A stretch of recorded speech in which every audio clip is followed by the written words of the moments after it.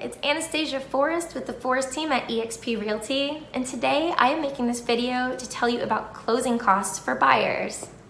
So closing costs are something that you're going to want to be prepared for.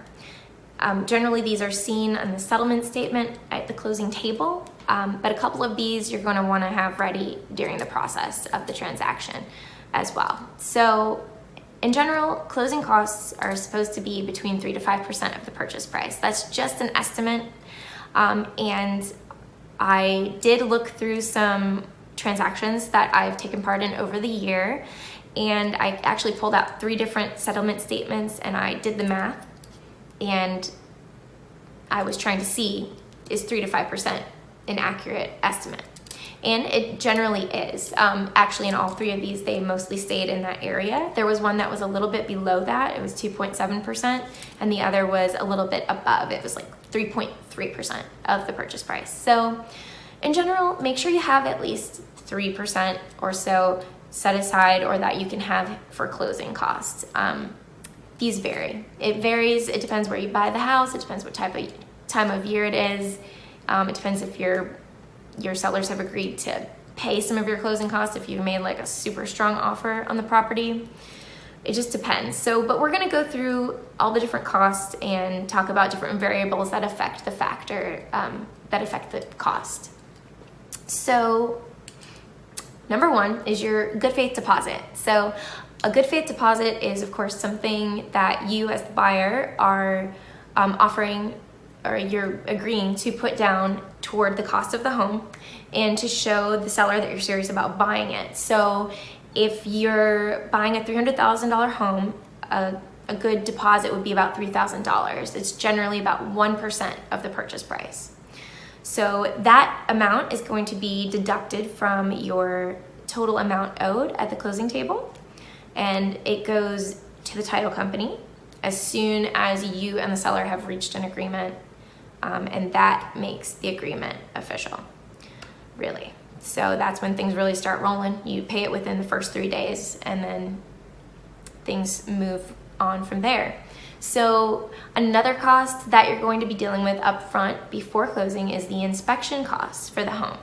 That is your opportunity as the buyer to inspect the home, see if there are any concerning problems that you need to be aware of that will change your mind about buying it, or that you might need to ask for repairs to be made on. An inspection of the home, generally like base cost is about $350, but of course a WDO inspection, which is also recommended if you are buying a wood frame home, or wood home, it's about like $100 additional usually. So anyway, your inspection in general is going to be about $500. Of course, if there's a septic system, that's a separate inspection, and that does add an additional cost. So just have that in mind when you go into your property transaction. Okay. Most of the other costs you're going to see at the closing table.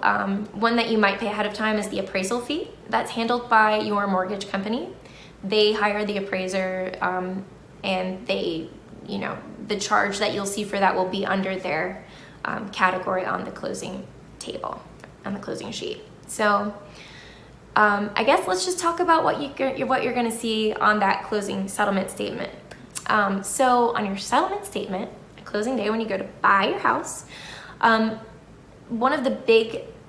basically the costs are broken down into sections, and one of the bigger ones, the bigger costs that you're going to be seeing are the loan related charges. That is the charges related to your mortgage. So that includes things like administrative fees, your appraisal is likely in that section, prepaid interest, that kind of thing. And that is now, of course, these all vary, but on the transactions that I've been looking at today, it was usually between $2,000, $3,000, somewhere around there. Your title charges are another bigger cost that you're going to see.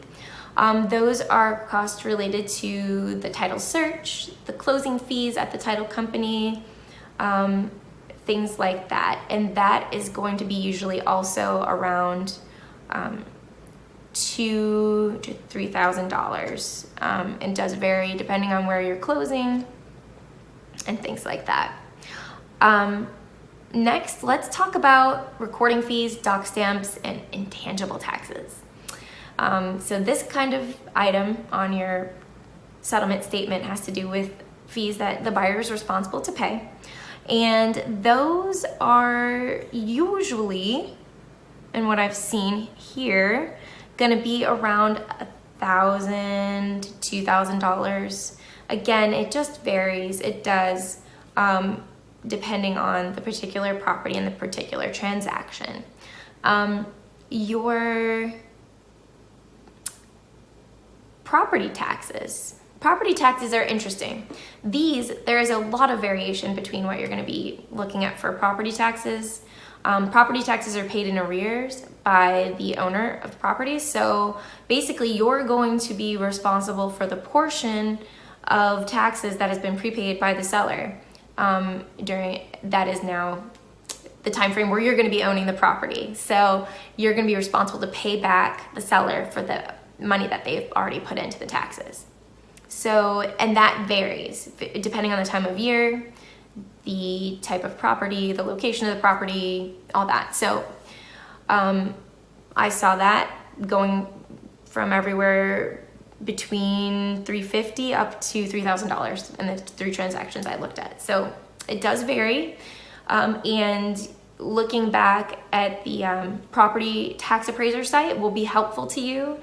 You can go back and see what the tax bill was and get an idea of what you'll be looking at in the future, and also maybe at the closing table. Title company is one that handles those precise calculations, so definitely consult with them if you would like to get a better idea of what you're looking at for property taxes. Also, the survey. I don't believe we've discussed the survey. The survey cost is usually about $500, and again, that's like another cost that another thing you're going to want to do to make sure you know what you're getting yourself into with what you're buying. You want to know, are there any encroachments on my property that I need to be aware of, and things like that. So that's important to have for yourself and your own knowledge and awareness of what you're buying. I believe that I've gone over the major closing costs that you're going to see. I hope that was helpful. If you have any questions, please reach out to me. I'm happy to go into more depth and more detail. And yeah, so in general, if you're looking at buying a home, definitely plan to have 3 to 5% of the purchase price that you're looking at ready to go for your inspections and all the closing costs related to buying a home. And I hope you guys have a wonderful day. Bye-bye.